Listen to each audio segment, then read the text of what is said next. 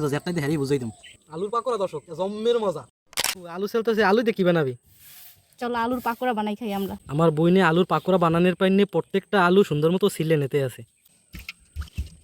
আলুটারে কুচনি দিয়ে কুচই নিতে আসি। আমাকে আলুর কুচইনে শেষ, এখন দইয়া পানি ছাড়াই নিছি। আলু দিয়া পাকোড়া বানানোর পাইনে প্রথমে আলু কুচির মধ্যে দিয়ে দেবো পেস্ট কুচি, মরিচের গুঁড়া, সামান্য একটু হলুদের গুঁড়া, স্বাদ মতো লবণ, অল্প পরিমাণে ময়দা, কর্নফ্লাওয়ার, ধনিয়া পাতা, ডিম। এখন মাইককে নিম, মাহা কিন্তু হয়ে গেছে, এখন ভাজি নিম। আপু পাকোড়া তো হয়ে গেছে, এখন উঠেই হেলা।